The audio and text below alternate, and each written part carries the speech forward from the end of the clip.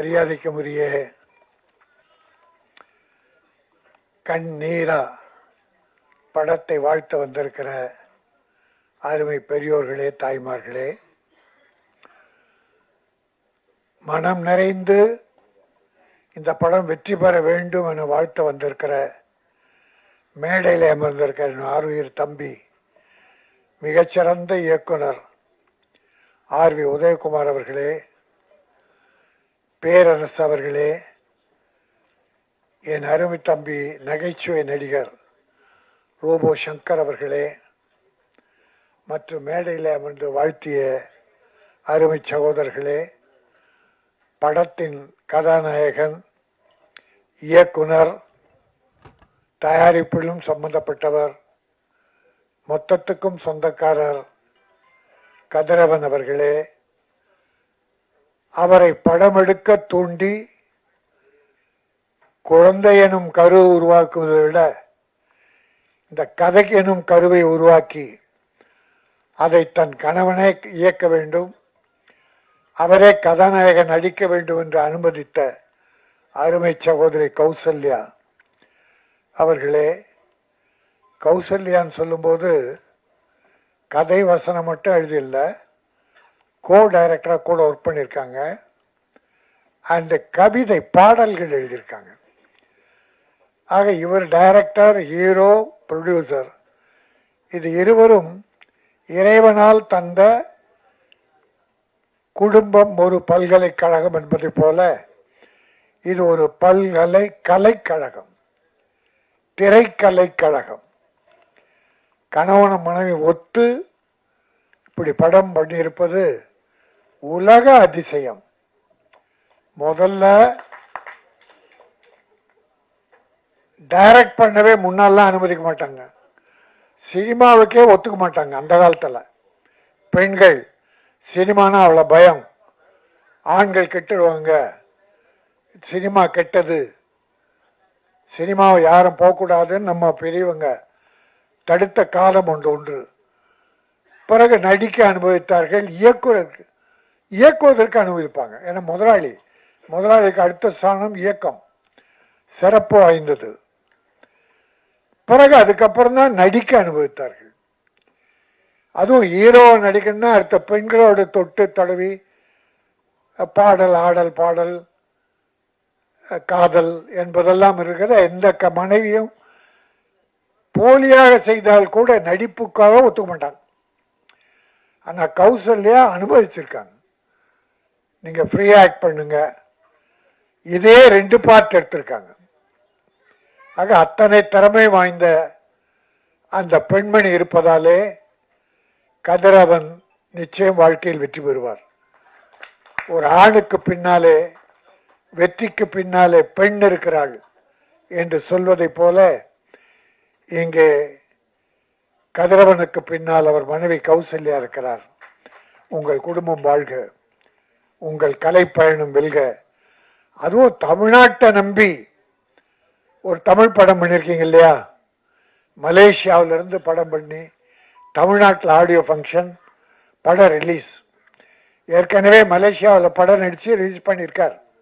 அதை தமிழ்நாட்டை, அது மட்டும் இல்லை, 2 பேருமே பேசும்போது அருமையான தமிழ்ல பேசுனாங்க. நீ இங்க பார்த்தீங்கன்னா தமிழை இங்கிலீஷ் கலக்காம பேசுறதே இல்லை. போன வருஷம் மட்டும் இங்கிலீஷ் டைட்டில் வந்த படங்கள் எத்தனை இருக்கும் யோசித்து பாருங்க. டைட்டில் இங்கிலீஷ், பெரும்பாலும் அது ஒரு நாகரிகமா இப்போ தமிழ்நாட்டில் வந்துருச்சு. ஆங்கில டைட்டில். இந்த படத்துக்கு பேர் கண் நீரா, கண்ணில் நீரா இல்ல பெண்ணின் கண்ணினுடைய நீரா, சோகத்தால் காதல் ஃபெயிலியராக கண்ணீர் வடித்தாளா என்பது கதையில பார்த்தா தெரியும். கண் நீரா. ஆனால் சொன்னார்கள் ஹீரோயினி பெயர் நீரா, அவள் வடிக்கும் காதல் கண்ணீரா என்று தெரியாது, பார்த்தால் தெரியும். ஆனால் தமிழகத்தில் பெண்கள் சமீப காலத்தில் தொடர்ந்தே ஒரு 10-15 ஆண்டுகளாக பெண்கள் கண்ணீர் அல்ல செந்நீர் வடித்துக் கொண்டிருக்கிறார்கள். அதை கேள்விப்பட்ட நாங்கள் எல்லாம் ரத்த கண்ணீர் பெற்றவர்கள் இரத்த கண்ணீர் வடித்துக் கொண்டிருக்கிறோம். எங்கள் கண்ணில் இப்பொழுது கண்ணீர் வருவதில்லை, செந்நீர் ரத்தம் வடித்து கொண்டிருக்கிறது. இப்பொழுது கூட ஒரு பல்கலைக்கழகத்திலே ஒரு பெண் பாலியல் பலாத்காரம், அது இன்றைக்கு பெரும் பிரச்சனையாக ஓடிக்கொண்டிருக்கிறது. தொடர்ந்து இப்பொழுது மட்டுமல்ல, எந்த ஆட்சி வந்தாலும் இந்தியாவிலே இது அதிகரித்து விட்டது. இது ஆட்சி கோளாறா, காவல்துறை கோளாறா, மக்கள் கோளாறா என்றால் மக்கள் தனி மனித ஒழுக்கம் கட்டுவிட்டது. காவல்துறையிலே கருப்பு ஆடுகள் நுழைந்து விட்டது. பல ஆட்சியிலே அவலங்களும் நடைபெறுகிறது.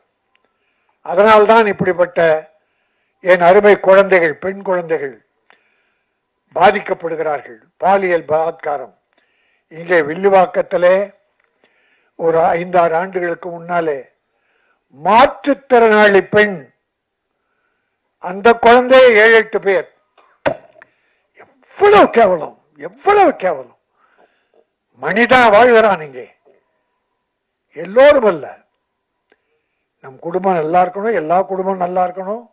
அது பெண்கள் தெய்வத்துக்கு இணையானவர்கள். தாய் என்றால் தெய்வம். அப்படிப்பட்ட பெண் இனத்தை, குழந்தைகளை 8 வயசு 10 வயசு குழந்தைகளை, கல்லூரி பெண்கள், ஒரு நாய் கஞ்சா அடித்து விட்டு புறம்போக்கு நாய்கள் இளைஞர்கள் என்ற பெயரில் கல்லூரி பெண்கள் பின்னாலே அலைவது ஒருதலை காதல். அந்த பெண்ணுக்கு தெரியவே தெரியாது, அவ பார்த்தது கூட இல்லை. இவனா ஒருதலை காதல் வச்சுக்கிட்டு ஒரு நாள் திடீர்னு காதல்னும் இல்லைன்னா கத்தியால குத்திடுறான், திராவம் வித்துறான்.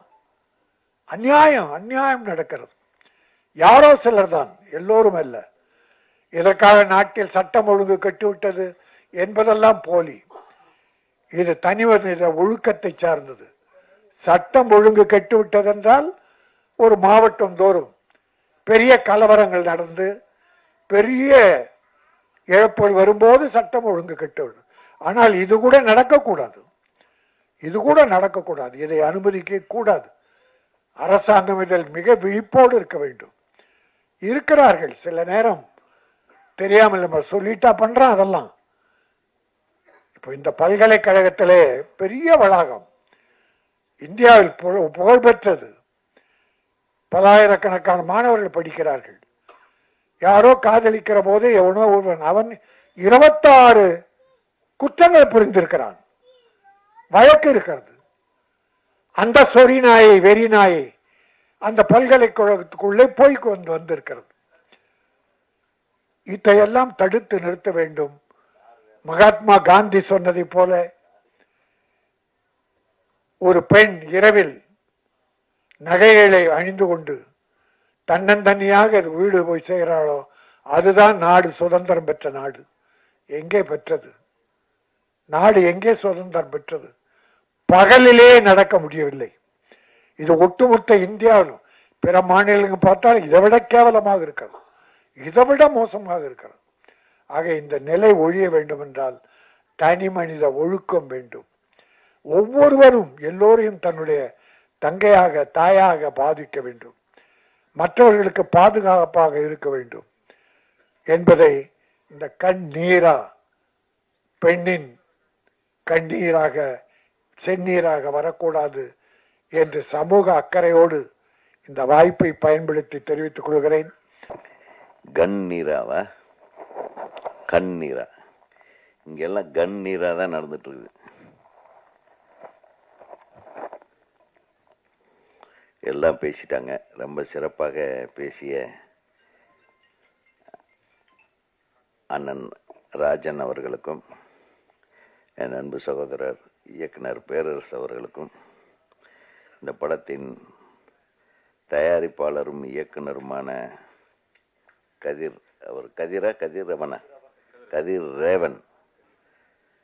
ரவன் இல்லை, கதிர் ரேவன். அப்படியா? ஏதோ ஜோசியம் பார்த்து வச்சிங்களோ? சரி, கதிர் ரேவன் அவர்களுக்கும் அவருடைய துணைவியார் கௌசல்யா அவர்களுக்கும் ரொம்ப சிறப்பாக பேசுனீங்கம்மா, ரொம்ப சந்தோஷம். மற்றும் தம்பி இயக்குனர் அவர்களுக்கும், நம்ம எக்ஸிக்யூட்டிவ் தயாரிப்பாளர் அவர் தம்பி பேர் எனக்கு கத்தி படத்தோட இல்லையா, கத்தி தானே தம்பி, நல்லா பேசுனீங்க, ரொம்ப சுருக்கம் பேசினேன். அண்ணன் தயாரிப்பாளர் நல்லா பேசினாங்க. நான் கொஞ்சம் லேட்டாக வந்தேன். வரும்போது ட்ரெய்லர் ஓடிட்டு இருந்தது. ஒரு பாட்டு கேட்டேன், ரொம்ப நல்லா இருந்தது, மிக சிறப்பாக இருந்தது அந்த பாட்டும். அதில் நடித்திருந்த கதாநாயகன், அது இன்னொரு கதாநாயகன், 2 கதாநாயகிகள். அதில் எந்த கதாநாயகன் விட்டு கொடுத்தா, எந்த கதாநாயகன் விட்டு கொடுத்தும் கெட்டு போகலை, எந்த கதாநாயகன் விட்டு கொடுக்காம இருந்தான் அப்படின்றது இந்த கதையில் பார்த்தா தான் தெரியும், முழு படம் பார்த்தா தான் தெரியும். சிறப்பாக இருந்தது, மேக்கிங் ஸ்டைல் நல்லா இருந்தது. First of all I congratulate you. எதுக்குன்னா, எனக்கு யாருன்னே தெரியாது, இவர் ஏதோ நம்ம தமிழ்நாட்டுக்காரரை தான் படம் எடுத்திருக்கிறாருன்னு தான் நினச்சேன். நான் மலேசியாவில் இந்த அளவுக்கு ஒரு திறமையான ஒரு இயக்கத்தை நான் முதலாக பார்க்கிறேன். மலேசியா திரைப்படம் இது கை தட்டலாம், எல்லாம் தூங்கி வழியாதீங்க. என்னப்பா பிரஸ் தூங்குறாரு, எந்திரி கண்மணி, நீதான் கொஞ்சம் நேரம் உட்காரு, நான் பேசுறேன்ல. அப்புறம் என்னுடைய அருமை தம்பி முன்னாள் ரோபோ சங்கர், இந்நாள் பீப்பாய் சங்கராக மாறிவிட்ட என் அன்பு தம்பி அவர்கள்.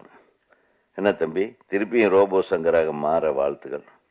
அவரும் சிறப்பாக அழகாக சிறுசாக பேசினாலும் அதில் ஒரு பெருசாக ஒரு விஷயத்தை வச்சு பேசினார், ரொம்ப நல்லா இருந்தது. படத்தில் 2 ஹீரோயின். அந்த காதல் பிரிவாற்றாமை பாட்டு ரொம்ப நல்லா எழுதியிருந்தாங்க சகோதரி. அந்த என்ன முதல் வரி நினைவோவா, கனவே, அது ரொம்ப நல்லா இருந்தது. இந்த டியூன் இஸ் பியூட்டிஃபுல் ரியலி. என்னுடைய முதல் வாழ்த்து இந்த இசையமைப்பாளருக்கும் பாடலாசிரியருக்கும் சொல்கிறேன். 2வது இயக்கம் சிறப்பாக இருந்தது. பார்த்த உடனே ஒரு புதுசாக ஒரு இயக்குனர் எல்லாம் பண்ண மாதிரி தெரியல. அப்புறம் உங்கள் துணைவியார்கிட்ட கேட்கும்போது அவங்க சொன்னாங்க, ஏற்கனவே அவங்க முதல் படத்தில் நான் பாட்டு எழுதினேன், அந்த படம் முடியும் போது நாங்கள் கல்யாணம் பண்ணிட்டோம் அப்படின்னாங்க. ஸோ அவங்க பாட்டு எழுதியே உங்களை கரெக்ட் பண்ணியிருக்காங்க. ஸோ அவங்க கவிதைக்கு அடிமையாயிட்டீங்க, கரெக்டா? இவர் டியூனுக்கு, ஏதோ டியூனுக்கு நீங்களா டியூனு, அந்த டியூனுக்கு சரி, உங்க டியூனுக்கு அவங்க டியூன் ஆயிட்டாங்க. ஆக முதல் படத்தோட முடிவிலேயே இவங்க காதல் பிறந்திருக்கிறது. 2வது படம் தொடங்கும் போது இதானே, 2வது படம் துவங்கும் போது ஒரு நல்ல சென்டிமெண்ட் சொன்னார். எனக்கு அது ரொம்ப டச் பண்ணுச்சு ரியலி. பிகாஸ் எல்லாருடைய வாழ்க்கையிலும் அந்த குழந்தை பிறப்பதற்கு சில தாமதம் என்ற சொல்ல பல்வேறு பிரச்சனைகளை உருவாக்கி விட்டுரும். அந்த பிரச்சனைகளை நானும் சந்தித்தேன். அதனால தான் சொல்லுவார். அந்த பிரச்சனைகளை அடிப்படையாக வைத்து என் மனைவியார் எழுதின கதை தான் எஜமான். அதனால உங்கள் மனைவி மாதிரி என் மனைவியும் எஜமான் என்ற ஒரு கதையும், அதை தொடர்ந்து பொன்னுமணி என்ற கதையும் திரைக்கதையும் அவரே எழுதியிருக்கிறார். அதுக்கு அவார்டே வாங்கிட்டாங்க அவங்க, நமக்கு எதுவும் அவார்டு கிடைக்கல. அதனால நிச்சயமா இந்த படத்தின் மூலம் உங்கள் மனைவியாருக்கு துணைவியாருக்கு ஒரு அவார்டு நிச்சயம் உண்டு என்பதை நான் இங்கே தெரிவித்துக் கொள்கிறேன். ஆமா, இது என்னன்னா, உங்களுடைய ஒருவரை ஒருவர் புரிந்து கொண்ட அந்த அன்பு இருக்கு பாருங்க, அதுக்கு நிச்சயமா இந்த படம் வெற்றிய ஒரு சான்றாக இருக்கும். ஏன்னா அதுதான் சான்றாக இருக்கணும்ன்றது என்னுடைய கணிப்பு. ஏன்னா இந்த படம் பார்க்கும்போது ஒரு புது இயக்குனர் எடுத்த மாதிரி இல்லை, ஒரு நிறைவான மேக்கிங் ஸ்டைல் இருந்தது. அதுக்காக தான் நான் சொல்றேன். முழு படமும் பார்க்காம என்னால் எந்த கருத்தையும் சொல்ல முடியாது. இருந்தாலும் வந்து இந்த கண்ணெல்லாம் நீராவையே சுமந்து கொண்டிருக்கிறது. அதான் உங்க கதை. அந்த நீரா உங்களை சுமந்தாளா என்றது எனக்கு தெரியாது. அந்த நீராவை எதற்காக விட்டு கொடுத்தீர்கள் என்றும் தெரியாது. ஆனால் அண்ணன் சொன்ன மாதிரி, நம்ம தம்பி சொன்ன மாதிரி, உங்கள் துணைவிக்காக நீங்கள் விட்டு கொடுத்தது, உங்களுக்காக உங்க துணைவி விட்டு கொடுத்தது, அந்த 2 இருக்கு பாருங்க. அது நிச்சயமா ஒரு சக்சஸ்ஃபுல்லான எலிமெண்டா தான் இந்த படத்துல உங்களுடைய உணர்வுகளும் இதில் கலந்திருக்கும் என்பதை என்னால் புரிந்து கொள்ள முடிகிறது. அனைவருக்கும் வணக்கம். கண்ணீரா, நீரா அப்படிங்கிறது ஒரு பெண்ணோட பெயர். அந்த நீராவை கண்ணுக்குள்ளே கதாநாயகன் வைத்திருக்கிறாரு. அதான் கண்ணீரா. நான் ஃபஸ்ட் வெறும் கண்ணீரா அப்படிங்கும்போது நம்ம கண்ணில் இருந்து நீரை சொல்கிறாங்க அவ்வளோ இருக்கு. அதான் டெய்லி பார்த்துக்கு இருக்குமே. அது ஒரு டைட்டில் கொஞ்சம் புதுசாக இருக்கு. இதில் வந்து நம்மளுக்கு வந்து முக்கியமான விஷயம் என்னன்னா, மனைவி கதை எழுதி கணவன் இயக்கியிருக்கிறாரு. அது புது விஷயம். கணவன் இயக்குறதுக்கு ஒத்துக்கிட்டது ஓகே. அவர் கதாநாயகன் நடிக்கிறதுக்கு ஒத்துக்கிட்டாங்க பாருங்க. நிறைய பேருக்கு பயப்படுவாங்க, சினிமாவுக்கு விடுறதுக்கே பயப்படுவாங்க. அதில் இயக்குனர் அனுமதிக்கிறது வேற, கதாநாயகனா வேற அனுமதிச்சிருக்காங்க. இல்லை இங்கேயே இந்த சொன்னீங்களே விட்டு விட்டு கொடுக்குறது, அது இங்கேயே ஆரம்பிச்சு. உங்களுக்கு லைஃப்லேயோ இதுலேயே ஆரம்பிச்சு. என் கதையை இல்லை கௌசல்யா அவங்க பேர், ஆமாம், கௌசல்யா கதையை அவங்களே இயக்கியிருக்கணும். அப்படிங்கும்போது அவங்க இல்லை நீங்கள் இயக்குங்க அப்படின்னு விட்டு கொடுத்துருக்காங்க. ஆமாம். இப்போ அடுத்து செகண்ட் பார்ட்டு. அதான் செகண்ட் பார்ட்டில் வந்து இப்போ இவர் விட்டு கொடுத்துட்டாரு. நான் ஃபஸ்ட்டு படம் நான் இயக்கிட்டேன், 2வது படத்தை நீ இயக்கிறேன்ட்டு. இப்போ ஃபஸ்ட் பார்ட் போகும்போது 2வது குழந்தை ரெடி ஆயிடுச்சு. இப்போ செகண்ட் பார்ட் போகும்போது 3வது குழந்தை ரெடி ஆயிரும்ல. ரொம்ப அவர் ரொம்ப ஆர்வம் இருக்காரு ரோபசங்கர். என்ன அவர் வந்து நல்ல செகண்ட் பார்ட் போகும்போது 3வது குழந்தையும் ரெடி ஆயிடணும்.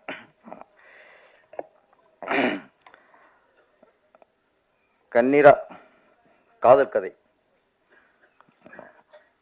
நம்ம தமிழ் திரையுலகில் இப்போ வந்து காதல் கதை வர்றது ரொம்ப அபூர்வமாயிருச்சு. இப்போ ரொம்ப ரொம்ப அபூர்வமாயிருச்சு. ரொம்ப அதிகமாக வர்றதே இல்லை இப்போலாம். ஆமாம். ஒரு 20 வருஷத்துக்கு முன்னாடி, 25 வருஷத்துக்கு முன்னாடிலாம் ஒரு 10 படம் ரிலீஸ் ஆச்சுன்னா அதில் வந்து 6 படம் காதல் கதையாக தான் இருக்கும். 4ல் 1 குடும்ப கதையாக இருக்கும், ஒன்று த்ரில்லராக இருக்கும், 2 அடிதடி கமர்ஷியல் அப்படி இருக்கும். இப்போ 10 படம் ரிலீஸ் ஆச்சுன்னா 10 படமே அடிதடி, வெட்டு குத்து, கஞ்சா கடத்தல், கத்தி குத்து, ரேப்பு, பல ஐட்டம் போயிட்டு இருக்கு. காதல் கதையே அபூர்வமாக போச்சு. அந்த நேரத்தில் ஒரு காதல் கதை ஒரு படம் வருங்கும்போது அதுவே மனசுக்கு இப்போ சந்தோஷமா இருக்கு. நிறைய ஹீரோக்கள் வந்து தொடர்ந்து காதல் கடை பண்ணி தான் பெரிய ஹீரோ ஆயிருக்காங்க. இப்போ விஜய் சார்லாம் பார்த்தா ஃபர்ஸ்ட் மேக்ஸிமம் 25-30 படம்லாம் காதல் படம் தான். அதுக்கப்புறம் கமர்ஷியல் ஹீரோவாகி அப்புறம் இளைய தளபதி இங்கே தலைவர் ஆகிட்டார். அது மாதிரி அஜித் சாரும் அப்படி தான். பிகினி அவரும் 20-25 படம் லவ் ஸ்டோரி தான். அதுக்கப்புறம் இப்போ வீரம், விசுவாசம், விடாமுயற்சின்ட்டு வேற ரேஞ்சில் போயிட்டுருக்காரு. ஆனால் எம்ஜிஆருக்கும் சிவாஜிக்கும், எம்ஜிஆர் சாருக்கும் எவர் கிரீன் படமா அன்பேவா முழுக்க முழுக்க லவ் ஸ்டோரி. அது மாதிரி நடிகத்திலும் சிவாஜி கணேசனுக்கு எவர் கிரீன் படம்னா வசந்த மாளிகை, அது லவ் ஸ்டோரி தான். லவ் ஸ்டோரிலாம் பார்க்கும்போது அது ஒரு ஈர்ப்பு இருக்கும், மனசுக்கு சந்தோஷமா இருக்கும். நம்மளால முடியலைங்கும் போது ஒரு ஹீரோ ஒரு பொண்ணை கட் பண்ணி லவ் பண்ணுறான், ட்வீட் போகிறாங்க போது நமக்கு சந்தோஷமா இருக்கும். சரி ஓகே, நம்ம நினைக்கிறோம் முடியல, ஒருத்தன் நினைச்சிட்டு ட்வீட் போடுறான். ஆமா, இப்போ அதுக்கும் இல்லை. இப்போ நம்ம கஞ்சா கடத்தல் நினைக்கிறோம், கொலை பண்ண நினைக்கிறோமா? ஆனால் இதைத்தான் பண்ணிக்கிட்டு இருக்காங்க இப்போ. அதில் இந்த நேரத்தில் லவ் ஸ்டோரி, கண்ணீரா லவ் ஸ்டோரிங்கிறது ரொம்ப ஆரோக்கியமான விஷயம். அது முழுக்க முழுக்க மலேசியாவிலேயே படப்பிடிப்பை நடத்தி, நல்ல வேலை ஆர்டர் விசாரி இங்கே வச்சிங்களே, நீங்கள் அங்கேயே வச்சு அங்கேயே ரிலீஸ் பண்ணிக்கிறாமே. ஒரு தமிழ் படம் மலேசியாவில் படமாக்கப்பட்டாலும் நம்ம இந்தியாவில் தமிழ்நாட்டில் ரிலீஸ் பண்ணணும்னு நினச்சி அதுக்கு உத்ரா ப்ரொடக்ஷன்ஸ் அதை ரிலீஸ் பண்ணுறாங்க. ஆமாம், அவங்களுக்குடைய வாழ்த்துக்கள். இப்போ வாகை புடிச்சதாக இருக்கட்டும், உத்ரா ப்ரொடக்ஷன் சார்பாக அவர் பேசும்போது இருக்கட்டும், ஏதாவது ஒரு ஆளுங்கத்தை இங்கே வெளிப்படுத்தினாங்க. சிறிய படங்கள் தேட்டர் கிடைக்க மாட்டேங்குது, ஆள் வர மாட்டேங்கிறாங்க, படத்தை முடித்தாலும் ரிலீஸ் பண்ணுறதுக்கு ரொம்ப சிரமமாக இருக்குது. இது வந்து இவங்களுடைய ஆதங்கம் மட்டும் இல்லை, இன்னைக்கு சிறு படங்கள் பண்ணுற எல்லா பிடிச்சிருக்கும் இந்த ஆதங்கள் தான். இதுக்கு எங்கே விட, எங்கே தவறு, இதுக்கு என்ன ஒரு முடிவு, ஏகப்பட்ட கேள்வி. நம்ம யாரும் இங்கே குறை சொல்ல முடியல. ஏன்னா இப்போ தேட்டர் தர மாட்டேங்கிறாங்கன்னு தேட்டருக்கார குறை சொல்கிறோம். அவங்க என்ன சொல்கிறாங்க, சின்ன படத்தை போட்டால் தேட்டருக்கு ஆள் வர மாட்டேங்கிறாங்க, 10 பேர் 5 பேர் இருக்காங்க அப்படின்னு அவங்க குறை சொல்கிறாங்க. எந்த பக்கம் நியாயம்னு யோசிக்கணும். அது வந்து ரெண்டும் உண்மைதான். சின்ன படங்களுக்கு தேட்டர் கிடைக்கலைங்கிறது உண்மைதான்.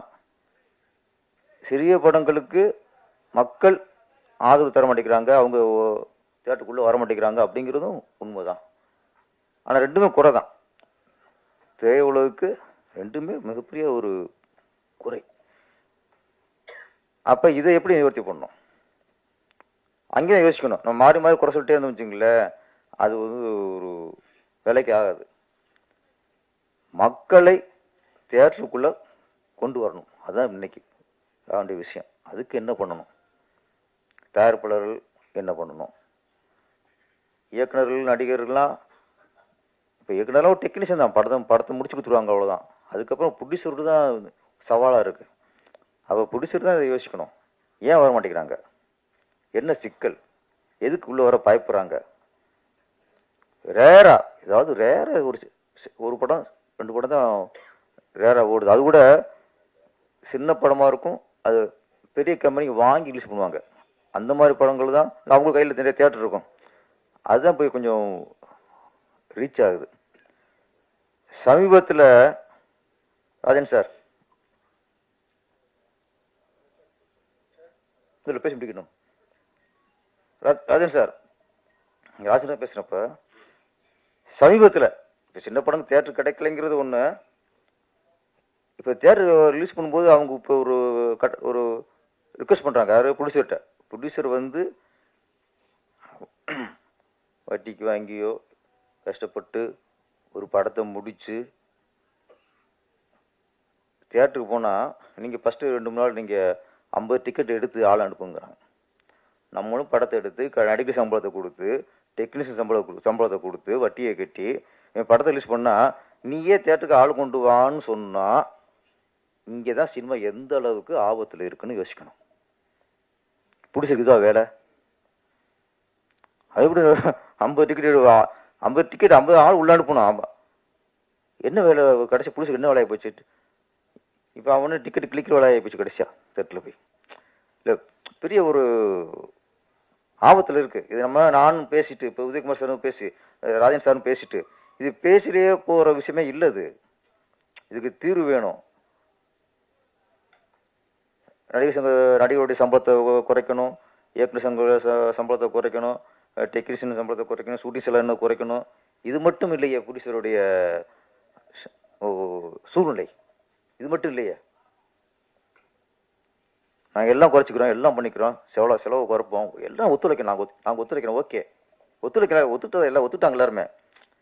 இது இல்லை பிரச்சனை. இப்போ ஷூட்டிங் செலவு குறைக்கிறது பிரச்சனை இல்லை, ரிலீஸ் பண்ணுறதும் பிரச்சனை. அதுதான் போராட்டம். இன்னைக்கு படம் பண்ணுறது ஈஸி, பணம் இருந்தால் படம் பண்ணிடலாம். ரிலீஸ் பண்ணுறதா இன்னைக்கு முடியல. தேட்டர் எங்கே இருக்கு, யார் கையில் இருக்கு, யார் ஆக்கிரமிச்சிருக்கா, ஏன் கிடைக்க மாட்டேங்குது, இல்லை கிடைச்சாலும் ஏன் கிடைச்சாலும் கூட்டம் ஏன் வர மாட்டேங்குது. அதான் இப்போ நான் கேட்ட கேள்வி. மக்கள் ஏன் வரமாட்டேங்கிறாங்க? ஒன்று, நம்ம நிறைய படங்கள் தரம் இல்லாமல் இது இல்லாமல் எடுத்து கொடுத்தாலும் பார்த்து பயந்துட்டாங்களா? அதுவும் ஒன்று இருக்குல்ல. 4 சின்ன படம் பார்த்து என்னடா போட்டு வச்சு கொண்டுட்டாங்களே அப்படின்னு சொல்லி அடுத்து இன்னும் சின்ன படம் வரும்போது பயப்படுறான். மக்களை பொறுத்த வரைக்கும் ஒன்றே ஒன்று தான் சார். இன்னைக்கு டிக்கெட் விலை சொல்கிறான், அதெல்லாம் இல்லை. ஒரு படத்துக்காக அவன் ஒதுக்குற நேரம், இன்னைக்கு நேரம்ங்கிறது மிகப்பெரிய விஷயம். ஒரு படம் 3 ஹவர்ஸ் அங்கே தேட்டருக்குள்ள, அதுக்கு முன்னாடி 1 ஹவர், பின்னாடி 5 ஹவர்ஸ் 6 ஹவர்ஸ் நான் ஒரு படத்துக்கு ஒதுக்கணும். படம் தேட்டருக்கு போகிறோம் தான். அப்போ நான் வந்து இன்னைக்கு 6 மணி நேரம் ஒரு படத்துக்காக காலத்தை ஒதுக்குறேன்னா அந்த படம் அதுக்கான ஒர்த்தாக இருக்கணும். அதான் முக்கியம். அப்படி ஒர்த்து இல்லைங்கிற பட்சத்தில் உள்ளே வரமாட்டேங்கிறான். அப்போ நிறைய விசாரிக்கிறாங்க, விசாரித்து அதுக்கப்புறம் உள்ளே வரான். அப்போ பெரிய ஸ்டாருங்கிறது எங்கே தப்பிக்கிறாங்கன்னா, அது ஒரு போதையாக போச்சு. நான் ஒரு பெரிய ஸ்டார் படத்தை ஃபர்ஸ்ட் ஷோ பார்த்துட்டேங்கிறது அது ஒரு ஃபேண்டசி, அது ஒரு போதை. அப்போ அதில் தான் தப்பிக்கிறாங்க. பெரிய படம் தப்பிக்கிறது எங்கன்னா இந்த போதையில் தப்பிச்சுறாங்க. ஃபர்ஸ்ட் ஷோ அப்படின்னு போய் கூஞ்சுறாங்க, 2-3 நாளும் போய் பார்த்துறாங்க. அது படம் நல்லா இருக்கா நல்லா இல்லைங்கிற அதுக்கு அந்த ஆராய்ச்சி அங்கே இல்லை. சின்ன படங்களுக்கு தான் மக்கள் வந்து இது நல்ல உடம்பா, போய் பார்க்கலாமா, இதுக்கு டிக்கெட் கொடுத்து போய் பார்க்கறது ஒர்த்தா, இதுக்கு 6 மணி நேரம் நம்ம ஸ்பெண்ட் பண்ணுறது ஒர்த்தாங்கிறது எங்கே பண்ணுறாங்க? சின்ன படத்துக்கு மட்டும்தான் இந்த ஆராய்ச்சி. பெரிய படங்களுக்கு போய் விழுந்துறாங்க. அப்போ சின்ன படத்தை காப்பாற்றுறதா இன்னைக்கு நம்மளுடைய வேலையா இருக்கணும். மக்களை வரவழைக்கிறதுக்கு என்ன வழி? டிக்கெட் வேலையா அது கொஞ்சம் அதுக்குன்னு சில தியேட்டர் ஒதுக்கணும். எல்லாருக்கும் வணக்கம். இங்கே வந்து ரொம்ப ஒரு இமோஷனலான ஒரு தருணம் எனக்கு. ஏன்னா இந்த சினிமா துறையில் நிறைய ஜாம்பவார்கள் இங்கே என் முன்னுக்கு உட்காந்துட்டு இருக்கும் போது அவங்க மத்தியில் நானும் உட்காந்துருக்கேன் அப்படின்னு நினைக்கும் போது ரொம்ப பெருமையாக இருக்குது. அடுத்து இங்கே வந்திருக்கிற அனைத்து பத்திரிகை ஊடக நண்பர்கள் எல்லாருக்குமே என்னுடைய ரொம்ப முதற்கண் வணக்கம். பிகாஸ் மக்கள்கிட்ட கொண்டு போய் சேர்க்குற ஒரு பாலமாக தான் நீங்கள் எங்களுக்கு இருக்கீங்க. ஸோ நீங்கள் அதை கரெக்டாக பண்ணும்போது நிச்சயமாக இந்த படத்துக்கு மக்களோட ஆதரவு கிடைக்கும் அப்படின்னு நான் பெரிதும் எதிர்பார்க்குறேன். ஸோ இங்கே வந்திருக்கிற விஐபிஸ் எல்லாருமே Hemaprakash sir, Robo Shankar sir, K Rajan sir, RV Udhayakumar sir, அதுக்கப்புறம் நம்மளுடைய பேரரசு சார், எல்லாருக்குமே இங்கே வந்திருக்கிற யாராச்சும் விட்டுருந்தேன்னா தயவு செஞ்சு மன்னிச்சிருங்க. ஸோ இங்கே வந்திருக்கிற அனைவருக்குமே வந்து ஃபர்ஸ்ட் ரொம்ப ரொம்ப நன்றி. பிகாஸ் இது எங்களுடைய முதல் முயற்சி, ஒரு முதல் குழந்தை மாதிரி அப்படின்னு சொல்லுவாங்க. ஏன்னா நான் சொன்னேன் சார்கிட்ட சொன்னேன், நம்ம என் கூட சேர்ந்து தயாரித்த உத்ரா ப்ரொடக்ஷனை சார்ந்த ஆர் உதயகுமார், ஹரி உத்ரா. ஸோ அவர்கிட்ட சொன்னேன், சார் எப்படி நான் கொஞ்சம் நர்வஸாக இருக்கு, கொஞ்சம் சீக்கிரமா முடிச்சிருவா ஸ்பீச் அப்படின்னு சொன்னேன். இப்போ பாலா சாரும் அவங்களும் சொன்னாங்க, சார் கொஞ்சம் பேசுங்க, நீங்க இயக்குனர் ஹீரோ, ஸோ கொஞ்சம் பேசுங்க அப்படி சொன்னாங்க. ஸோ அதனால முடிஞ்ச அளவுக்கு என்ன கவர் பண்ண முடியும் அப்படின்னு நான் பார்க்குறேன். அதாவது ஒரு பழமொழி இருக்கு, அதாவது திரைக்கடல் ஓடியும் திரவியும் தேடு அப்படின்ட்டுன்னு. ஸோ எங்களுக்கு வந்து பார்த்தீங்கன்னா நாங்கள் கடல் கடந்து இவ்வளோ பெரிய கடல் மாதிரி இருக்கிற ஒரு திரைத்துறைக்கு எங்களுடைய படமும் ஒரு சின்ன ஒரு கருவியா இருக்கணும், பங்கு அளிக்கணும் அப்படின்னு சொல்லிட்டு தான் நாங்கள் கடலை தாண்டி இங்கே வந்திருக்கோம். திரவியம் தேடுறது, திரவியம் வந்து பணம் மட்டும் கிடையாது, மக்களுடைய அன்பு ஆதரவு, அந்த சினிமா துறையில் எங்களுக்கும் ஒரு அங்கீகாரம் வேணும் அப்படின்றதுக்காக தான் வந்திருக்கோம். ஸோ இந்த படம் வந்து ஏன் எனக்கு ரொம்ப இமோஷனலான ஒரு படம் அப்படின்னு சொன்னால், இந்த ப்ரொடக்ஷனை நான் தான் முதல் ஸ்டார்ட் பண்ணேன். சார் ஹரியுத்ரா அவர் வரதுக்கு முன்னாடி இந்த படம் வந்து ஆல்ரெடி கொஞ்சம் தொடங்கிட்டோம். ஸோ அது ஏன் எனக்கு ரொம்ப இமோஷனல்னா, அவங்க என்னுடைய ஒய்ஃப் கௌசல்யா வந்து அஃப்கோர்ஸ் இப்போ இருக்கிற காலகட்டத்தில் உங்களுக்கு தெரியும், கல்யாணத்துக்கு அப்புறம் வந்து குழந்தைகள் இல்லைன்னா கொஞ்சம் இந்த சொசைட்டியில் ஒரு சின்ன ப்ரெஷர் இருக்கும், அது அறிந்தும் அறியாமலேயும் நம்மளை தாக்கும். ஸோ அப்போ ஒரு சின்ன கேப் விழுவும் போது அப்போ நான் சொன்னேன், லைக் நம்மளுக்கு கொஞ்சம் ஒரு சின்ன ஒரு டைவர்ட் பண்ணுறதுக்கு அவங்க வந்து என்கிட்ட சொன்னாங்க, நம்ம ஏன் நான் ஒரு கதை எழுதுறேன், ஒரு படம் பண்ணலாமே அப்படின்னு சொன்னாங்க. நான் சொன்னேன், சரி இதுலேருந்து வெளியாகிறதுக்கு உனக்கு ஒரு தேவைப்பட்டுச்சுன்னா நீ செய்யுமா, பிரச்சனை இல்லை, நீ கதை எழுதி நம்ம பார்ப்போம் அப்படி படமாக கன்வெர்ட் பண்ணுறதுக்கு அப்படின்னு சொல்லி ஒரு 2 மாதத்துலேயே அவங்க ப்ரிப்பேர் பண்ணி கொண்டு வந்துட்டாங்க ஸ்கிரிப்டை. கேட்கும்போது ரொம்ப ரொம்ப பிடிச்சிருந்துச்சி, எனக்கு ரொம்ப ரிலேட்டபிளான ஒரு கதையாக இருந்துச்சு. ஸோ அப்போ நான் சொன்னேன், சரி நம்ம ப்ரொடக்ஷன் ஸ்டார்ட் பண்ணலாம், இதை நம்ம படமாக பண்ணலாம், பட் எனக்கு கொஞ்சம் கெப்பாசிட்டி வேணும் அப்படின்ற மாதிரி பண்ண ஆரம்பிக்கும் போது தான் அப்போ அந்த டைம்ல படம் ஸ்டார்ட் பண்ணிட்டு இருக்கோம். அப்போ இன்னும் நம்ம சார் இன்னும் வரல உள்ளுக்கு பிக்சர்ல பண்ணிட்டு இருக்கும் போது அப்போ அவங்க திடீர்னு ஒரு நாள் வந்து எனக்கு சொல்றாங்க இந்த மாதிரி ஒரு சர்ப்ரைஸ் இருக்கு, அப்படி வீட்டுக்கு போனோன்னு சொன்னாங்க. டெஸ்ட் பண்ண பாசிட்டிவ், குழந்தை வரப்போறாங்க அப்படின்னு சொன்னோன்னே அவங்க என்ன சொன்னாங்கன்னா 2வது குழந்தை வரப்போறாங்க அப்படின்ட்டுன்னு.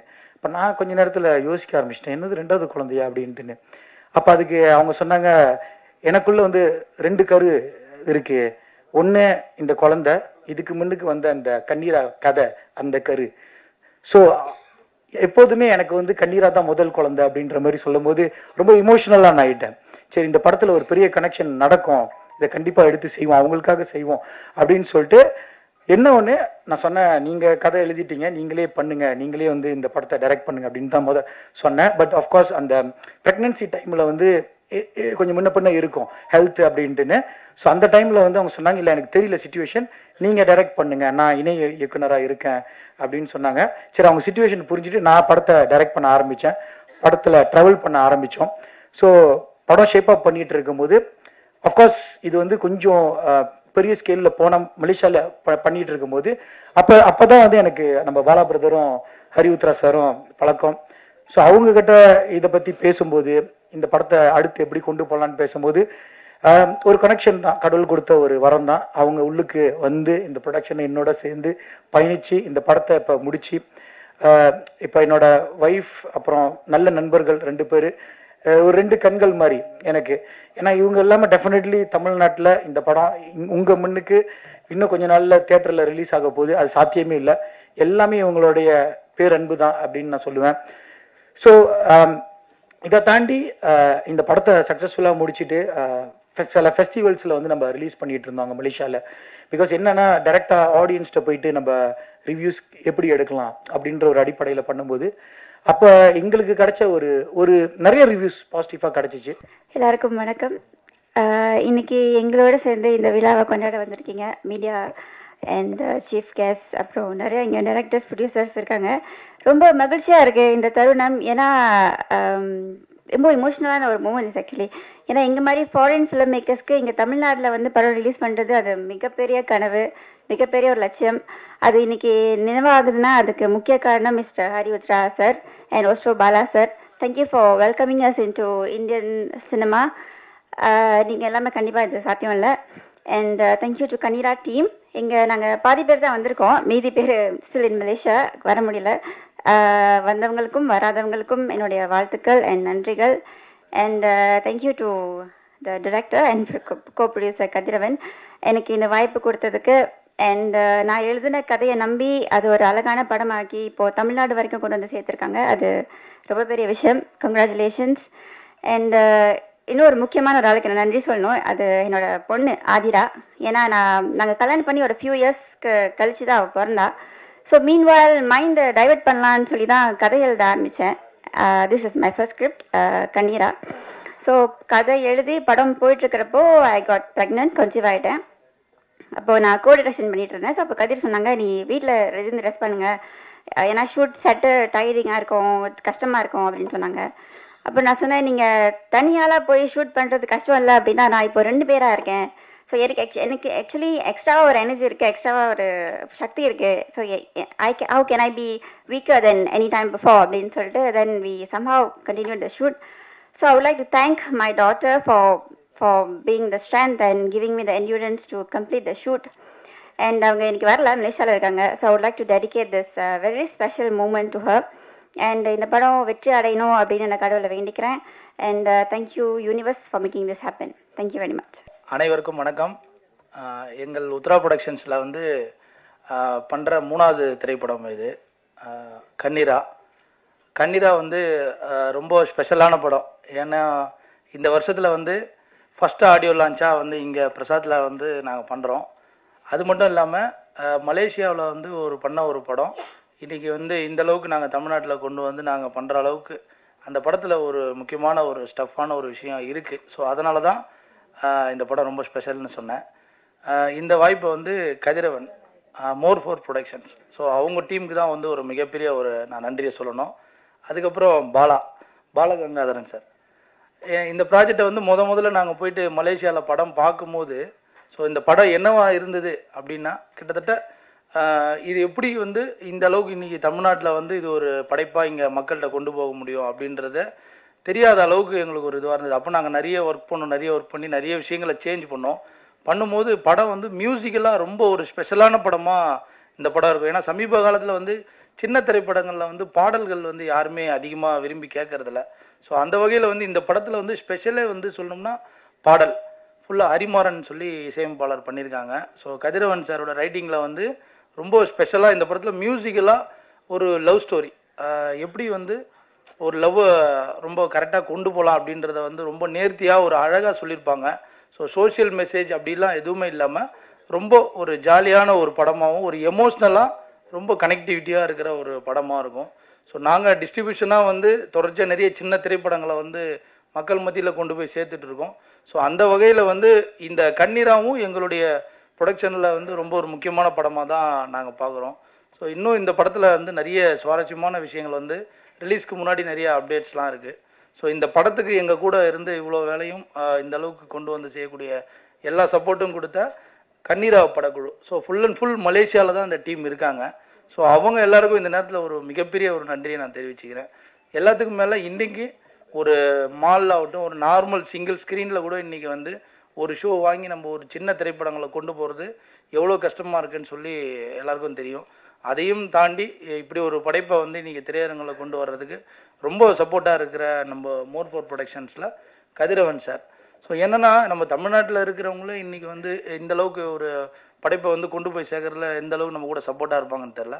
ஸோ மலேசியாவில் வந்து எதுவுமே தெரியாது, பிளாங்காக முதல்ல நான் இந்த படம் வந்து ஃபுல் அண்ட் ஃபுல்லாக நான் எடுத்து நான் பண்ணுறேன் அப்படின்னு சொல்லி நான் கம்ப்ளீட்டாக சேஞ்ச் பண்ணும்போது ஒரு இடத்துல கூட வந்து அவர் டைரக்டர் இந்த படத்தில் ஃபுல் அண்ட் ஃபுல் ரைட்டிங்கும் அவங்க மேடமும் அவங்கள தான் பார்த்தாங்க. இருந்தாலும் வந்து எந்த விதமான நம்ம சஜஷன் சொன்னாலும் அதை அக்செப்ட் பண்ணாங்க. அந்த அக்செப்ட் தான் வந்து இது ஒரு மிகப்பெரிய சக்ஸஸ். ஸோ இது வந்து மலேசியாவில் வந்து அவங்க ஒரு ஃபெஸ்டிவலாக மலேசியாவில் மட்டும் ரிலீஸ் பண்ணியிருந்தாங்க. ஸோ அங்கே ரிலீஸ் பண்ணதில் இந்த படத்துக்கு நிறைய ரிவ்யூஸ்லாம் நல்ல ஒரு ரேட்டிங்ஸோடு எங்களுக்கு கிடைச்சிது. ஸோ இப்போ இது தமிழ்நாட்டிலையும் அதே ஒரு வெற்றியும் அதே ஒரு ரிவ்யூஸ் அண்ட் ரேட்டிங்ஸும் கிடைக்கும்னு சொல்லிட்டு நாங்கள் நம்புகிறோம்.